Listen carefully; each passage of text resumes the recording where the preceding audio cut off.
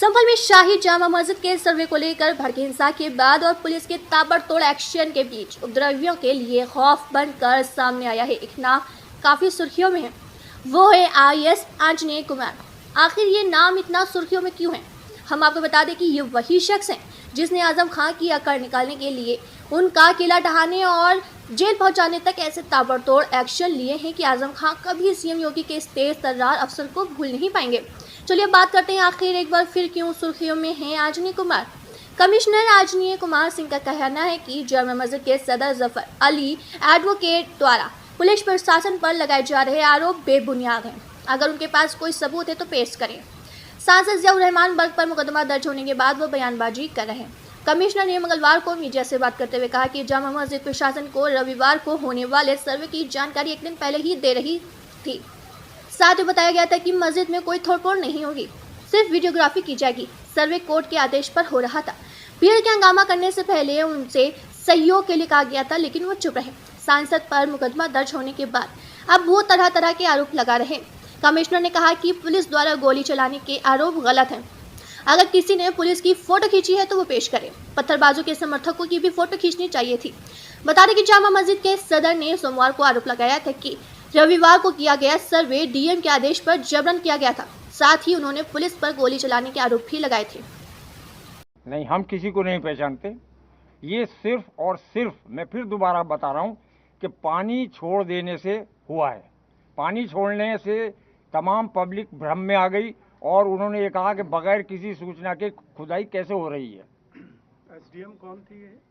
SDM संभल ने जिद की वहाँ पर कि इसका पानी खाली कराया है, जबकि एसपी महोदय और डीएम महोदय ये कह रहे थे कि नहीं, डंडे से नाप लो।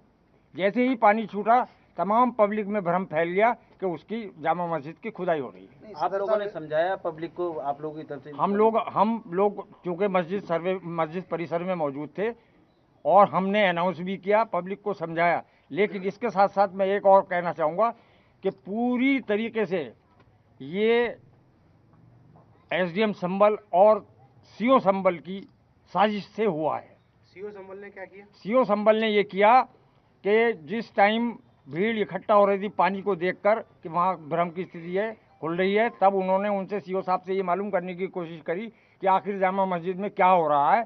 तो उन्होंने उन्हें गालियाँ दी और लाठीचार्ज करा दिया और ये भी कहा कि अगर ज़्यादा सवाल जवाब करोगे तो सबको ठोक दूंगा। सिर्फ ये पैनिक जो फैलाया है सीओ संभल और एसडीएम संभल ने फैलाया है। सदर साहब, जब एसडीएम जो हैं डीएम साहब के अधीन है और जब डीएम मना कर रहा है तो उन्होंने फिर उनका क्या मतलब कैसे कहना मान लिया एसडीएम का? फिर से जवाब सवाल करें। डीएम के एसडीएम अधीन है। हाँ हैं। और डीएम में मना कर रहा है कि मेजरमेंट नहीं होगा, डंडे से नाप लो, और एसडीएम जोर दे रही। तो क्या डीएम साहब ने उस बात को उनको कुछ नहीं, जो मेरे सामने मैं वहाँ मौजूद था, उन्होंने डीएम साहब ने और एसपी साहब ने ये कहा कि नहीं, इसकी गहराई जो है वो आप डंडे से नाप लें। वो नहीं मानी, बल्कि उन्होंने यहाँ तक कहा, फव्वारा चल रहा था कि इसे भी बंद कीजिए। तो हमने उनसे ये कहा कि ये तो चलता ही रहता है। अच्छा सदर साहब, जैसे आपने अनाउंस किया था, आपके पक्ष की जो भीड़ थी आपके समझा और आप सम्मानीय व्यक्ति हैं, आपने अनाउंस किया कि सर्वे पूरा हो गया है और अब कोई बात नहीं है, कहा था, सब मस्जिद अनाउंस हुआ था, तो फिर ये भीड़ क्यों नहीं मानी आपके समझाए को? भीड़ इसलिए नहीं मानी कि भीड़ ये समझ रही थी कि अंदर खुदाई चल रही